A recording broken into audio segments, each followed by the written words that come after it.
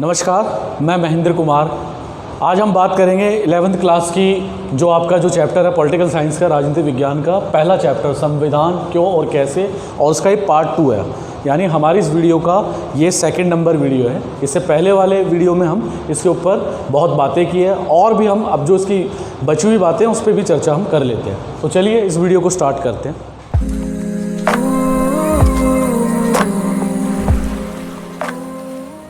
सबसे पहले हम बात करते हैं समाज की आकांक्षाएं और लक्ष्य।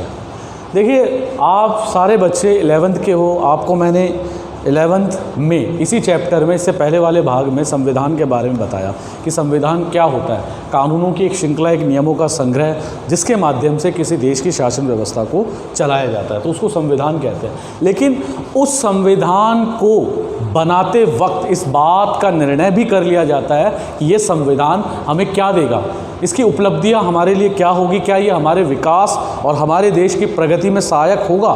तो इसी पॉइंट को यहाँ दर्ज किया गया है, समाज की आकांक्षाएं। देखिए, हर समाज की कुछ आकांक्षाएं होती हैं संविधान को लेकर कि ये संविधान हमें क्या देगा, क्या उपलब्ध करवाएगा हमें। तो वो उपलब्धि ही हमें यहाँ आपको बताना है। और उसके लक्ष्य, संविधान के लक्ष्य भी होते हैं। जैसे मान लीजिए संविधान का लक्ष्य होगा कि शांतिपूर्ण तरीके से देश में शासन व्यवस्था को चलाना, एक लक्ष्य ये है।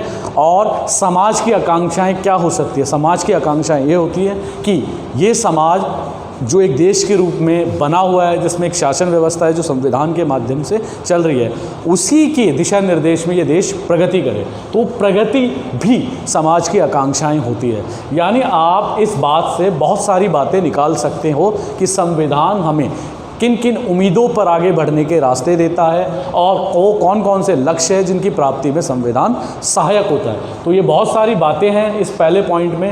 अगर मैं इन बातों को यहाँ शेयर करता जाऊँगा तो आगे के पॉइंट पे मैं ज़्यादा बता नहीं पाऊँगा। तो इस पे आप भी तय कर सकते हैं कि वो समाज की कौन सी आकांक्षाएं होती हैं जिससे देश प्रगति करता है, समाज तरक्की करता है। वो लक्ष्य कौन से होते हैं जो संविधान द्वारा हमें समय समय पर प्राप्त होते रहते हैं और लक्ष्य टारगेट बनते रहते हैं। तो चलिए इसका नेक्स्ट जो पॉइंट है, छठा पॉइंट, संविधान को समर्थ बनाने वाले प्रावधान।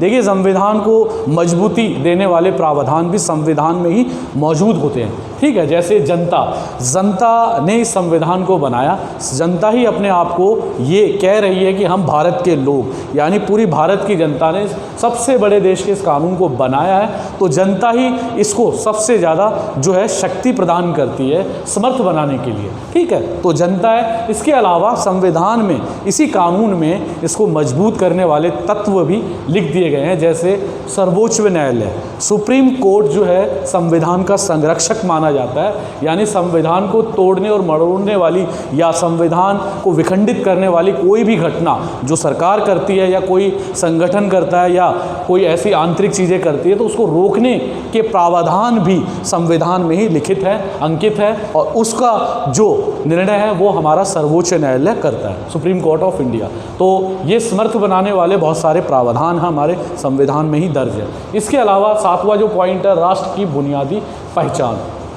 देखिए, एक बात मैं आपको बता देता हूँ, किसी भी राष्ट्र की जो पहचान होती है उस देश की तरक्की, विकास और देश का जो रहन सहन है, ये सारी चीज़ें तय करती है। और ये सब चीज़ें हमें ऐसे ही नहीं मिलती, ये एक विस्तृत योजना से मिलती है। और वो योजना कहीं ना कहीं आपके संविधान में आपको नज़र आ जाती है। और जब वो संविधान बनता है या बनाते वक्त इस बात को ध्यान में रखा जाता है कि भविष्य में ये संविधान हमें क्या देने वाला है, इसकी क्या क्या उपलब्धियां हमारे लिए हासिल होंगी। तो यही उपलब्धियां राष्ट्र की बुनियादी पहचान बनती है। ठीक है, तो ये बुनियादी पहचान में बहुत सारी बातें आती हैं। ठीक है, जैसे हमारा जो संविधान का ढांचा है, वो ढांचा इतना मजबूत है, उसमें क्या क्या चीज़ें, जैसे धर्मनिरपेक्षता, कि इस भारत का कोई धर्म नहीं होगा। भारत में जो है एक ऐसी खुद की पहचान होगी कि भारत अपने पैरों पे खड़ा होगा, भारत पूरी तरीके से संप्रभु होगा, किसी भी विदेशी शक्ति का हस्तक्षेप नहीं होगा। तो ये बहुत सारी बातें हैं जो भारत की बुनियादी पहचान है। और ये डेमोक्रेसी है, लोकतंत्र है भारत, जिसमें सभी को फंडामेंटल राइट्स मिले हुए हैं, मौलिक अधिकार मिले हुए हैं, बहुत सारी बातें हैं। इसके लिए भी बहुत सारे पॉइंट है, ये वीडियो छोटा पड़ जाएगा बताते बताते, तो आप इसको थोड़ा सा विस्तृत रूप से जानने की कोशिश कीजिए। खुद आप दिमाग लगाइए कि कानून हमें किन किन चीज़ों को उपलब्ध कराता है और वो हमारे विकास में किस तरीके से योगदान करता है। इसका 8वां पॉइंट जो है संविधान की सत्ता।